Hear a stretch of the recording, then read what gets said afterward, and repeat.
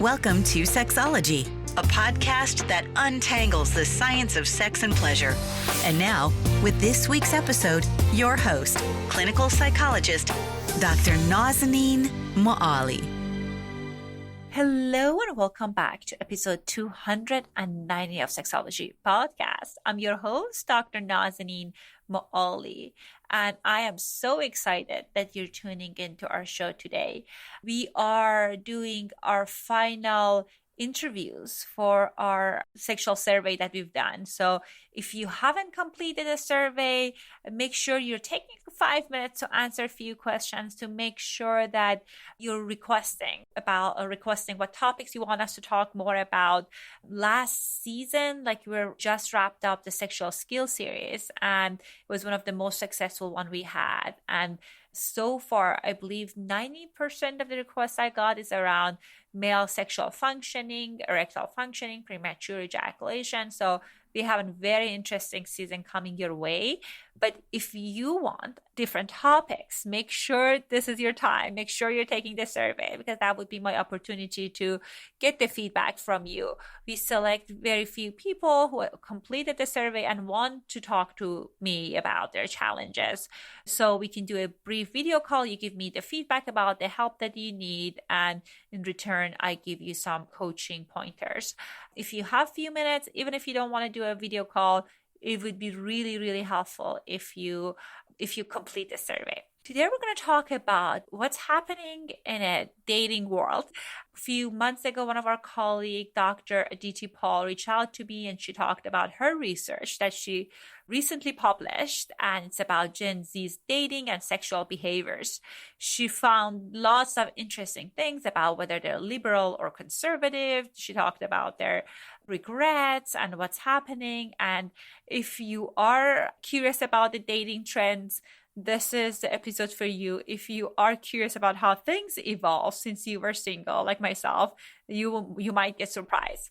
As I mentioned, our guest is Dr. Aditi Paul. Aditi Paul is a professor and mixed methods researcher based in New York City. She uses her multidisciplinary background in computer science and communication studies to examine the impact of using human-centered technologies like social networking sites and online dating services.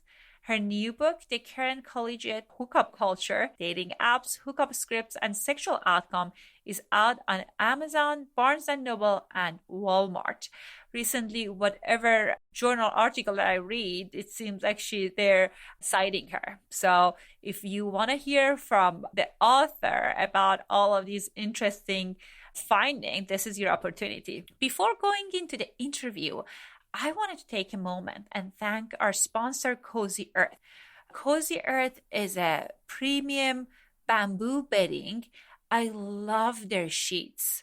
I'm going to talk more about my experience of sleeping in their sheets in I believe now it's 7 months. They were our sponsors back during winter, and I fell so much in love with their sheets that I keep buying their sheets, although that they haven't been our sponsors in the last few months. What I like about their product, it's certified free of harsh chemicals, it's temperature regulated, and it wicks moisture. If you want to purchase their product and support this podcast, please use promo code Sexology to get 40% off. We'll put the link in the show notes. So again, if you want to try their sheets or other products and show us some love, make sure you're using the promo code Sexology. All right. Without further ado, here's my conversation with Dr. Aditi Paul. Hello and welcome to another episode of Sexology Podcast. I am so excited and honored to invite Dr. Aditi Paul to our show. Dr. Aditi, welcome to our show. Thank you so much, Dr. Nazanin, for calling me. I mean, it's always funny to have an actual doctor call a PhD doctor, but I'm so glad that you did. I'm so excited to have a conversation with you. Thank you for having me. I am very excited about this conversation. I read your book. It was fantastic. And a few years ago, we had another colleague talked about hookup sex in college, Dr. Lisa Wade, and your book was different and was very interesting. So I'm very, very excited to dive into talking about it. So I tell us. love Lisa's book though, by the way. Like that was, I mean, I know we'll have a conversation about how I wrote the book, but like Lisa Wade's book was transformational for me because that's the first book that I just was wandering in the library. That's the very weird thing about me. I love going to the library and like I want to pick up a book, but then I also see like books beside the book that I want to pick up. And that's how I got to know Dr. Wade's book. And I read that and that sparked so many conversations in my head. So I so love the fact that Dr. Wade and I shared the same space in your podcast. Well, thank you. Yeah, I loved her book, and I'm with you. For me, like going to libraries is like a field trip. Yeah, I go in this journey so of exploration. I'm such a nerd. Anyway, thank you so much for like accompanying me in my nerdness. Me and you both. So what I loved about your book is that you talked about different component of dating, different scripts, the kind of like the gender experiences. So it sounded very comprehensive. So tell me, how did you get interested in writing this book? You know, I'm trying to like find out a really compelling story. Like this moved me to write a book. Honestly, I was bored during the pandemic, just like everybody. And fortunately, I had picked up Dr. Wade's book, like I talked about, just before the library shut down. So a little bit of context before that, my research has always explored the impact of dating apps on personal relationships. So before I launched this book, my research focused on everything about dating apps. That is, if you are on dating apps, are you more likely to have a successful relationship versus if you meet somebody through church, through your mosque, through your friends? So that was my research. And I analyzed other aspects of research as well on online dating. One of them was what type of students are more likely to go to online dating apps for sex versus for love. So I had that component in my head. And one of the things that happens when you are researching about online dating is you keep hearing this thing called Tinder is a hookup app. And I was very confused. I'm like, what is a hookup? Like, I know, but I don't know. You know what I'm saying? Like, you kind of have an idea, but you don't. So that led me to Lisa Wade's book because I just wanted to know what a hookup was. And her book's title was American Hookup, The New Culture of Sex on Campus. And I loved her book in that it showed exactly what I thought a hookup culture would be, where you have parties and you have frats and you have sororities and you have those drunken nights where you wake up in the morning and one shoe is missing and you have a walk of shame and you're so damaged and like you're in this drunken phase in college, and then after you leave college, that's when you get this reality check like, yo, my party days are over, I need to settle down. And that's when we seek out partners. And that's where I noticed a huge divide. I saw that there was no mention of dating apps in her books. So I was like, okay, so how are dating apps changing this already dominant hookup culture that we have in college campuses? And not everybody has white privilege, not everybody has frat privilege, not everybody has sorority privilege. So if we are thinking of hookup culture in terms of non-Greek life, what does that hookup culture look like? So that's what I wanted to explore. That is, what does a non-white hookup culture look like? What does a non-Greek hookup culture look like? What does a dating app-initiated hookup culture look like? And that led me to launch this book, and I wanted to make it a comprehensive study. So I analyzed a lot of dimensions of hookup culture, and we can talk about all of them as is pertinent to this podcast. Well, I'm very excited to hear about all of it. It's so cool that you've been like looking into different kind of app outcome and dating apps and the result of it. But now I'm curious, do they usually work? Because that's a question that I get a lot from my clients every week, is that does that really work for cultivating experiences for people? So are you asking me, are hookups good for college students? Is that what the question is? Great question. The question is that what I hear is that people are just so dissatisfied with dating apps, which is a kind of tangent to what we're talking about it. But as you were talking about the dating sites, I was kind of curious that are there studies that show that people are able to kind of have satisfying experience? I know what was very interesting about your study was you were talking about the positive aspect of it, right? That like people getting their needs met. So I guess that's what came to my mind. So one of the questions that I asked for students was, out of all the people that they have hooked up historically, where have they met most of their partners? And after they identified where they met most of their partners, I said, look, what are the perceived risks and benefits of meeting your partners exclusively or predominantly from this context? And the four contexts were met them at school. So school could mean, through their friends of friends, they met in a class, they were in a group project together, they were in a club together. So anything that's school oriented. It could also mean that another school, so long as they are like in that college network. The second context was parties, like college parties, going to a club, etc. Third was dating apps, and fourth was at work. So 25% students said that, close to 25% students said that they met their partners through dating apps. And the perceived benefits of dating apps was convenience and clarity. So convenience where you don't have to leave your dorm room to find somebody. They're there. Convenience in terms of it's easier to strike up a conversation. Like it or not, the dating anxiety among Gen Z is really high because they're uncomfortable putting themselves in like dating scenarios, right? I mean, like showing up for dinner and like, I don't know what to do. And that tendency is high. So the screen gives them a buffer of sorts where you can take your time to like suss this person out, have a conversation, and clarity. Because a lot of times what happens in hookups is you don't know if the person is in it or not.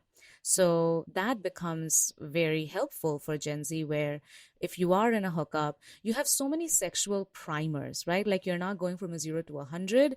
You can express your sexuality through the pictures that you post on your dating apps, through the kind of conversations that you have, through the prompts that you put. So you can get the vibe of what this person is. Like, are they looking for sex? Are they looking for something sexual? Or are they in christianmingle.com looking for matrimony? Like, so that intention behind hookups becomes very clear. So those are some of the perceived benefits that students have ascribed to dating apps. So in that way, it could be advantageous for them. Excellent. So tell us about, for this study, how did you guys define the hookup sex? Oh my gosh, I learned a thing or two. Let me be honest with you. This is so surprising. I was on another podcast with a friend. She's a sex professor at Cal State Fullerton. And her mind was blown when I told her this, where I told her, listen, you know what? Hookup does not mean sex. It actually predominantly means making out for Gen Z. And she was like, what? If I make out with with somebody, I don't say I hooked up. When I say I hooked up, I mean sex hookup, right? So like that's the understanding. But for Gen Z, 59% students said during their last hookup, they just made out. And so that's the first thing about a hookup. That is, it does not always have to entail sex, penetrative sex. It can be something sexual. It can be anything between kissing to anal sex. And another traditionally or conventional way of thinking about hookups is that it's like a one and done affair with a random stranger. Conversely, Gen Z rarely hooks up with somebody who's a complete stranger. 75% of them said that they had mutual friends with their hookup partners. 80% of them added their hookup partners on social media. The frequency of communication between their hookup partners and them were pretty high. Not only that, they hook up with the same person every 3 weeks to a month. So they're hooking up with the same person, doing something sexual or having sex, but keeping it casual. So that's what it is. So the intention behind that sexual encounter is casual. It's not just a bunch of random one-night stands that they're having. Well, this is amazing for a number of different reasons. So I guess a few things changed since I was in the college years. A lot, yeah. Well, one of them is I love the kind of this more broader definition of hookup, because I think the more that we're kind of like thinking about the sexual interactions, the more kind of menu of option, I think can be very rewarding, could kind of lead to different experiences. And also it can give people this opportunity to communicate, because as I know you talked about in the book about the kind of experience of women experiencing a heterosexual relationship climaxing. And we hear it all the time. If it's a one and done, many women are not experiencing orgasm. But if it's ongoing, the person is in the rotation, then now you have this conversation, hopefully with them, and now you have a better experiences. Yeah, that's true. Well, tell us, like I know in the part in the book that I love that you talked about how dating evolves. So I'm old, but I'm not 100 years old. Yeah. So tell me. Tell me what I has thought your changed. anti-aging was working out really well. I'm like, no, we're all 100 years old. Listen, the way Gen Z makes us feel every day, I feel like I'm 100 years old. You know, like, I don't know what language they're talking about, what shows they're watching. It's just an alien land. That's honestly, like, that is the honest truth why I did this book, because I just wanted to be relevant. Well, Gen Z. that works. You know, it's funny. Like the other day, I was in a session with my Gen Z client, and I said, like, you know, the so and so then posted on Twitter. You know what Twitter is? It's like, how old do you think I am? Wow, the audacity. I'm like, what do you mean? I know what Twitter is. I know. I'm on TikTok. Excuse me. So tell us how things evolved in the last 100 years in dating, like kind of in a broader way in the hookup scene. Yeah, this is also a conversation that came to my mind, where if you just look at any article right now, you'll see how hookups are always positioned as this like evil menace in society, where hookups are the death of dating, and like, you know, it's just leading to this moral decay. And that brought up a question in my mind. I'm like, wait a minute, like, why is dating being heralded as this golden standard of every relationship? Has that always been the case? So I took it way back. So this is what, 2022. I did this research in 2020. So I was reading articles from 1937. Formally, the hookup culture research in the social sciences started in 2000. And before that, all the research that was there is like dating oriented. And the first study that was conducted on dating was conducted by this person called Willard Waller back in 1937. And he wrote this article called The Rating and Dating Complex. And when I read that, it blew my mind, Nazni. And I'm like, what is this person talking about? But more so, if I replace the word dating with hookup, the way he talks about hookup is the same way we talk about dating. So I have an excerpt over here. This is what Willard Waller says about dating, mind you, back in 1937, and see if you can find any similarities. He says, according to the old morality, a kiss means something. A declaration of love means something. A number of Sunday evening dates in succession means something. And these meanings are enforced by the customary law. While under the new morality, such things may mean nothing at all. That is, they may imply no commitment of the total personality whatsoever. So he's like, why are people even dating? Why are you not just getting married? So just dating back in the day was demonized. And the reason why it was demonized is the fact that it had a certain sense of freedom attached to it. That is, just because you're dating this person, just because you're going out with this person, just because this person has asked you out, you are not beholden to this person.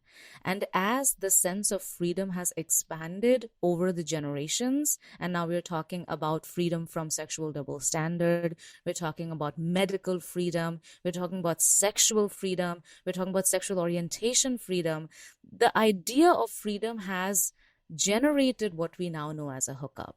So it's just dating. For example, dating was commitment with freedom. So hookup is dating with freedom. So that freedom, that sense of freedom is very unsettling for people. But I truly, truly believe that, of course, like, you know, isn't dating stressful? Absolutely it is. But we have learned how to integrate it as a part of a relationship, right? So when one person and the other person are together in a relationship and they're dating without this person putting a ring on this other person's finger, they're not having a mental breakdown. Like, they know there is a mutual understanding.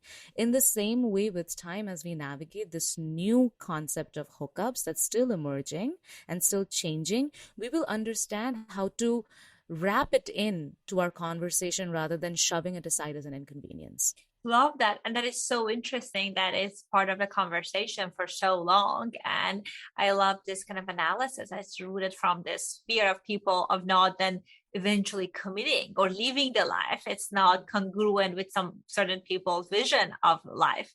So I think this is very interesting. And we, in a certain degree, we have this same kind of view on a hookup culture now. So tell us about how can we be successful in this? I'm thinking about, okay, I want to be able to have great hookup sexual experiences. and I want to set myself for success. So we know that, I know Lisa talked about sexual assault. You talked about it. Again, it's not only people who have hookup sexual experience and experiencing sexual assault and non-consensual experiences. But what are some of the guidelines that you have for us to set up ourselves for success in that area? So if I'm understanding, like, you're quantifying success as how can I have better sex during a hookup? Is that right? Great question. So my needs getting met, right? For some people, their need is kind of having an orgasm or multiple orgasms. For some people, it's just having a connection. So I was wondering if there is any common theme among people who reported having a successful hookup experiences. Yeah, so I asked students to report about their sexual satisfaction and sexual regret at the end of their last hookup. I should also preface it by saying that I learned this the hard way, because for me, and you can chalk it up to like these things that we are born with and we learn but we never question, but then later on we unlearn them, is this the importance that we ascribe to the orgasm in female sexual satisfaction, that even taking orgasm as a marker for female sexual satisfaction is very masculine centered, right? So like understanding that female sexual satisfaction can encompass a lot of things. So when I measured sexual satisfaction for both men and women, I accounted for orgasms, but I also accounted for, I liked how my body felt. I liked that I got close to this person. So in terms of those results, what I saw was for females, the things that guarantee sexual satisfaction for them are 6 factors. Number 1 is a higher degree of sexual and romantic attraction toward their partners, a greater familiarity with hookup partners. Experiencing orgasm does increase our chances of sexual satisfaction. Not using drugs or being inebriated in any extent during hookups, having protected penetrative sex, and having sexually permissive attitudes. So these are the factors that that bolster female students' chances of having a satisfying relationship. Now, what was surprising for me in terms of sexual regret, which I started questioning, listen, like there's some, I think my statistical analysis, I need to redo this. And I redid it. And the results were still the same, because one of the factors that led to female students' sexual regret is when they just stuck to making out and not escalating it. And I'm like, what, are women just like horn dogs right now? Like, what is happening? Because, earlier research has predominantly showed how women are at a higher disadvantage during hookups. Like, we are so miserable. Like, we feel like we have been used. Gen Z is here to say, like, screw that. Like, their sexual regret comes from not doing something versus doing it. And that's when I thought about regret as a concept, right? So one of the very like one-liner things that we like to say is, at the end of life, you regret the things that you didn't do versus the other way around. That is, I was like trying to make a point and I totally butchered it up. No, it makes sense. So like it's a missed opportunity, right? It's a missed opportunity, right? So we regret the things that we don't do versus regretting the things that we actually did, that we took a chance. Think about it. You don't need a PhD to butcher things up. I'm going to do it for you. So that was perfect. Yeah. that is something which I interpreted the results like that women do want to escalate the sexual hookups that they're experiencing or they're engaging in, so long as it is consensual. Because another factor that led to their sexual regret is when they hooked up when they didn't want to. So that just goes to show that it's more than like, oh, I just wanted to make out with this person and this person. I just ended up having sex with this person. Not that, but I didn't want to do this and I did it anyhow because somehow I didn't get to use my voice during that heated moment. So many interesting points. I guess like to the first factor, is it an attraction? Meaning that like I find you attractive and now I'm with you. Was that how they define the first factor? Do they find you sexy? Do they find you desirable? So I asked them on a scale of 1 to 5, how sexually attracted were you toward your hookup partner? How physically attracted were you toward your hookup partner? I mean, we are carnal human beings at the end of the day, and that matters to not just women, but men as well. That attraction really matters. Not just like, I am in my heat like a hen and I need to fuck. Like, no, that's not the case. I think what you said about orgasm, I love it, right? That we want to make sure that this is a space for play, like during sexual experiences, for pleasure, being in tune with your body. What historically had bothered me about some hookup experiences is that some men, especially when they're younger, and I'm generalizing, and my apologies to listeners, but they don't reciprocate. For example, if they're college girl, a college age girl, or a high school girl, they give an oral sex to their boyfriend. They don't reciprocate. I feel like the people are more willing to reciprocate, maybe if they are in a more of a ongoing rotation. So it's just my experience hearing clients' stories, but I might be wrong on that. No, you're absolutely right. Because one of the factors that is a significant predictor of female sexual orgasm is oral sex. Did you receive oral sex or not? And in that way, it breaks my heart to say, because I identify as a straight woman are really getting the short end of the stick. Lesbian and bisexual women are triumphing, like they are winning in hookup culture. There are 80% of lesbian women said that their oral sex was reciprocated, compared to 19% straight women. Isn't that an abysmal number? Mm-hmm. Now compare that to straight men. They said 44% had their oral sex reciprocated. Only 19% straight women are saying that their oral sex is reciprocated. Like that's not right. And one of the, again, very problematic viewpoints, and this is something that as I was reading the literature to get familiar with why is it that women are at a disadvantage, it's because, to be honest with you, hookups may just, you may just be signing up for mediocre sex. That's what it is. Instead of like your image being damaged, or like, and we are at a very privileged society like the United States, where the sexual double standard is lower compared to a lot of other societies. So it's not that hookup sex is bad for you. It's just hookup sex is just like not cutting it for us. Like, why would you settle for like drugstore sushi when you can have like a Las Vegas spread? That's what it is. So just know that you may be signing up for mediocre sex, especially if you're a straight woman. Now, the point I was trying to get to is, when you ask men why do they not go down on women during a hookup, the idea is, I am going to go down on her if I'm in a serious relationship with her. But the dominant mentality for women, and this could be just the social understanding that we have, this could be pornography, where if you watch a 20-minute pornography clip, the middle 17 minutes is just this girl blowing the fuck out of this guy's brain. Like, and we think that is the next step to go. So in that way, I would say porn is not damaging, but like it's setting up a wrong expectation that for women, it's expected for you to do that. But when a man goes down, it's like, whoa, it's like that other like $5 kickback that you get. I'm like, I was not expecting that, but thank you.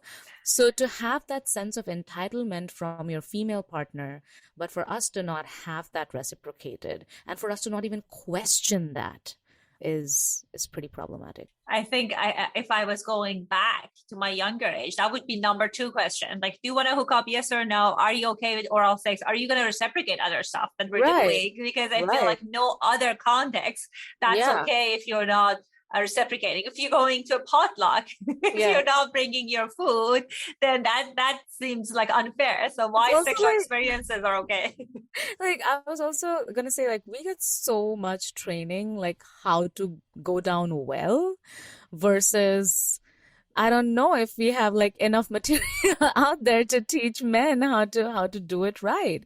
And add to that the fact that as women, I'm talking about heterosexual relations, like as women, we are so good at giving positive reinforcement that there are thousands, if not millions, of men going out there like with an inflated sense of confidence that they really did a good job. And you were at like a solid 2.5 out of a scale of 10. Like, sorry to break it to you, but what do you think about that? Like, yeah, they don't go down, but also like their education as in that aspect. Absolutely. I think that's at heart of it, right? Like being a good lover, it's not about like you're doing step 1, 2, 3, 4. Like you're just Yeah. being a generous lover and being in the moment. That's what matters. But our younger kind of like generation, like the younger people, are a little bit misinformed about that because we learn what sexy look like.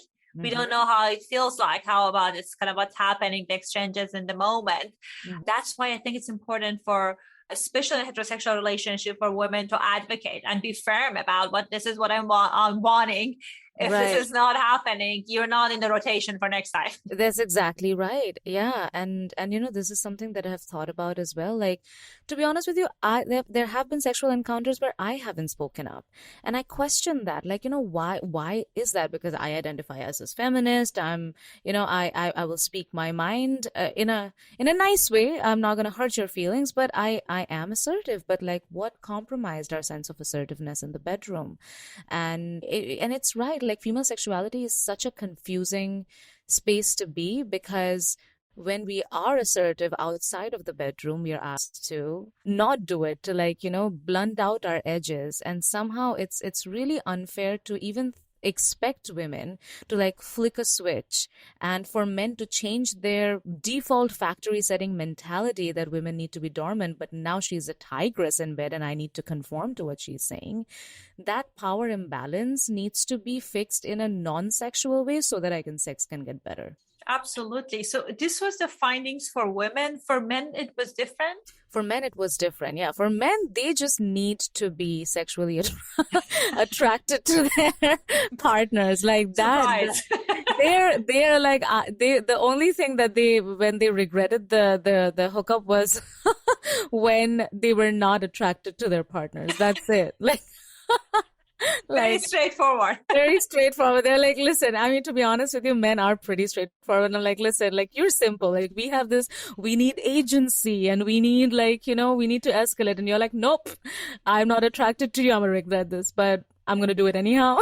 So, yeah, but I wanted to ask this question to you, that the differential effect of drugs, i.e. like marijuana, on men's pleasure versus women's pleasure. So do you think like having marijuana is an enhancer of male sexual pleasure? It's interesting. We had a physician who was saying that in his study in our show that he found that it's an enhancer for both. What I'm hearing from my clients is for women, I hear that right dose, it helps with desire. But with men, that's not, I haven't heard negative thing or positive thing about it. But for women, certainly I heard positive. What about you? So that's something that confused me as well, because I found the opposite, that not using drugs during hookups was better for sexual satisfaction. And I'm also wondering if things would change if it is in a romantic relationship, but there's a level of trust that's there where you can, come more uninhibited with your partner so that you can enjoy some of those, like, the drugs that you take for sexual performance enhancement. So that's something that I was very curious about, that like the differential effect of drugs on men's behaviors versus women's behaviors.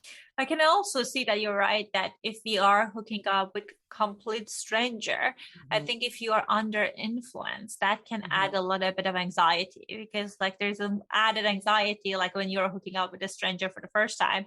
But I can imagine then that kind of having an added layer of being under influence can add anxiety. But you're right. If it's whether it's an ongoing hookup that you have or an ongoing partner, then you can maybe lean into the experience. Yeah, I would imagine so. Thank you. I'm learning from you. I'm like, I have all these questions. Let me just, the reason I'm here on this podcast, I have these questions which I want to get answered from you. I'm like, Dr. Molly, what do you think?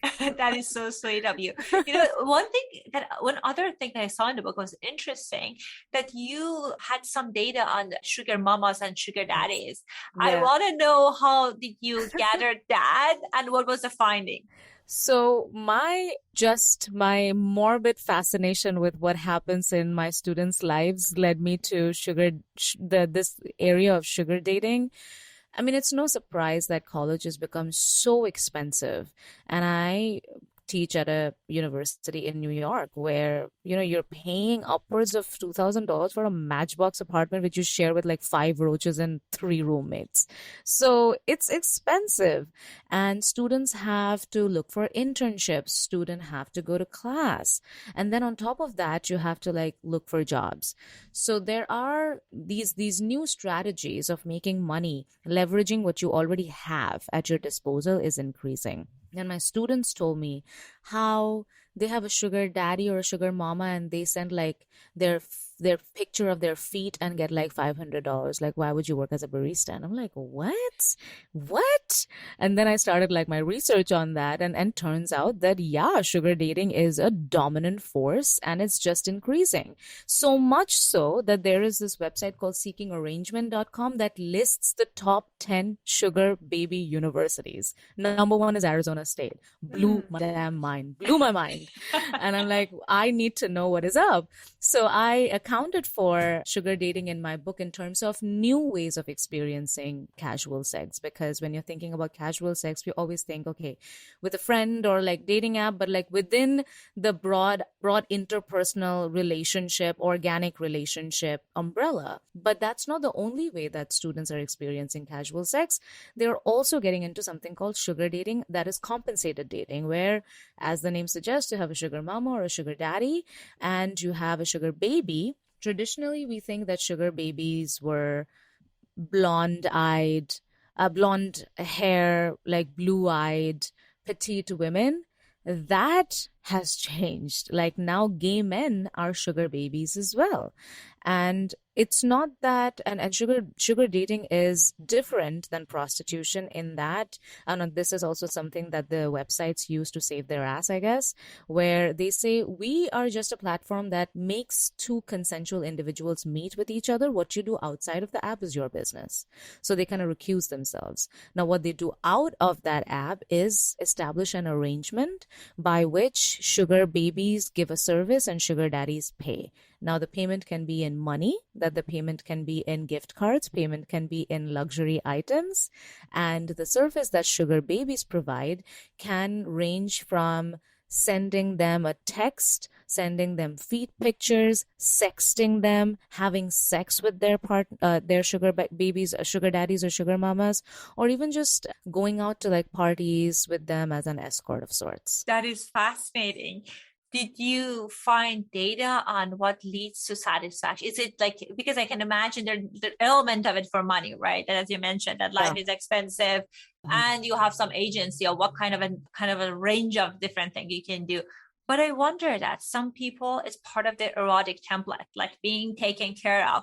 Mm-hmm. Do we have kind of like data on what makes that satisfying for sugar babies? So the sugar, thankfully, and this is like my panicked millennial side talking, I just found like 14% students, and it's still, I don't want to say it as just 14%. 14% is still a significant amount, but I couldn't run statistical analysis to like want a small set of like students to identify like what their sexual satisfaction was. Also, I didn't account for their sexual experience with their sugar daddies or sugar mamas, so I cannot comment on that.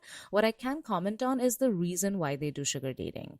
Now, all these websites would have us believe that they almost position their services as like financial relief program for college students, where like FAFSA.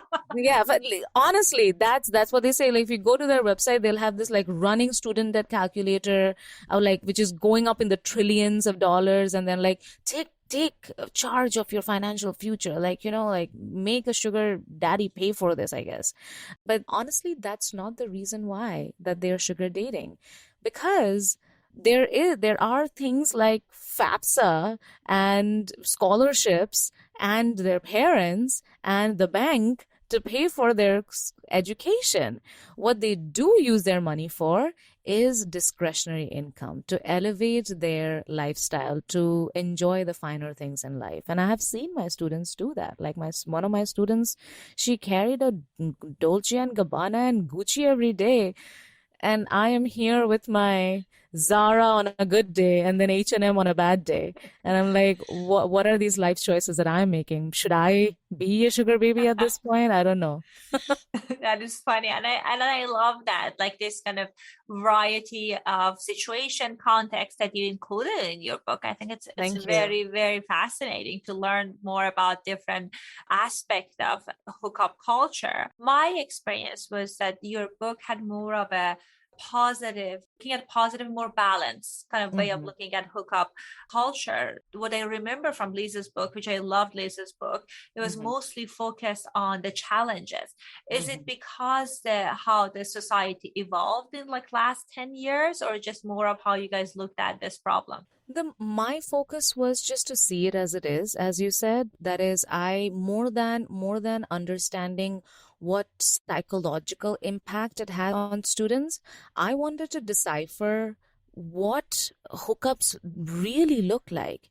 Because one of the things that is different between my book and Lisa's book is and I loved her book for this one, because it's like, I think hookups are like this, where she said there are 5 steps of doing a hookup. One is pregame, grind, initiate a hookup, do something, and establish meaninglessness. And that is the stereotypical image that you have of a hookup. So when I spoke to students, I realized that not every hookup looks so glamorized, right? It's not so sensational. I'll read one to you. This one student said, I made sure I vibes with this person. We chatted on the app, and I like to see if this person I'm talking to is nice or not. So I chat with them and ask them about their day and how they are. Sometimes I talk about what I may have in common with that person. I compliment them on their looks or something and talk about my interests. And then I ask if they're free later to hook up if they want to. Where is grinding? Where is alcohol? Where is asking? And this is an app-based. Another one, this is so simple. We spent the day on campus together grabbing food and talking. Then we returned to our dorm and talked outside for a while. After that, we watched a movie in my room and took a nap. And then we hooked up. Oh, I love this person. Like priorities. Literally taking a nap. And that's something that I wanted to capture with my book. That is, a hookup is not as sensational as we think it is. It has become a part and parcel of students' lives, and we need to see it as it is. Yes, there are going to be bad elements to it, but it's not as egregious as we think, where they're just damaged, they're zombies without any modicum of relationship commitment in them, and they just don't know what to do with their future. That is absolutely not the case, because hookups are not as sensational as we think them to be, and we need to start our conversation from there. Love that. So I bet many of our listeners are curious about where can they find your book, about your content. So tell us more about how can people access you. I am accessible everywhere. I will give you all my socials. On Instagram, it's my name, I am Aditi Paul. On Twitter, I am Aditi Paul. On my LinkedIn, I'm Aditi Paul PhD. And if you also want to friend me on Facebook, I am open, but understand you'll be hanging out with my parents and my cousins and my exes and my boss. Everybody's there on Facebook. You can join too. My handle is aditi.paul, and I'm also accessible on my website at draditipaul.com. I would also like to say that more than buying my book, if you can support my socials, that would be incredible, because I don't want you to spend your $95. The book is priced at that point. There was nothing that I could do for the price. It's academic publishing. So if you truly want to support me, I'm a first-time author, please engage with my socials and ask your library to purchase the book so you can read it without having to share one penny of your hard-earned money. Well, I feel so honored that I got a copy. Yes, before, but with the $100 bill. I know. Can you imagine? Like, just chalk it up to academic publishing. And I'm so glad that, you're providing a platform for me to share, because I want this research to be accessible to people, because it's fun. It has lots of value. And I think it's important to bring light to different kind of experience that people already are having. So yeah. I love that. I love your book, and thank you so much for joining us. And I invite our listeners to definitely check out the social media and get the book, and hopefully we can have you back in future. I would love to. Thank you so much, Nazneen. Have a lovely day. You too.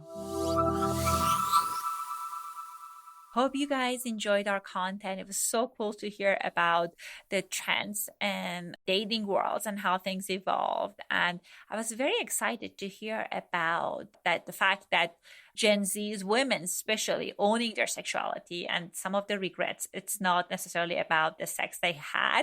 It was more about the sex that they didn't have. Because I remember growing up, there was just lots of pressure on women for not being excited about sex and kind of taming that part of themselves. So I'm glad that that's been the evolution for many women to own their sexual power. At the end, I wanted to thank our sponsor, Cozy Earth. My husband and I, we're obsessed with their sheets. They are truly the softest sheets I've ever owned in my life. I struggle with sleep at times, and it's really important for me to have a quality sheets because it helps me to sleep longer and feel more comfortable. And if you think about it, it can be one of the best investment that you make, getting a quality sheets, because you're spending somewhere between 5 to 8 hours in that sheet. I have been washing their sheets, and my husband and I both love it. It keeps although we have hot sex, but it keeps our bed temperature regulated and cool. If you wanted to try their product, make sure that you are using our promo code Sexology to get 40% off. All right. I cannot wait next week to talk to you. If you wanted to watch the interview, make sure you are subscribing to our YouTube channel. All right. Talk to you soon. Thanks for listening to the Sexology Podcast. For more great content, visit www.sexologypodcast.com. Please be advised that information presented on this podcast is not a substitute for seeking help from a licensed mental health provider.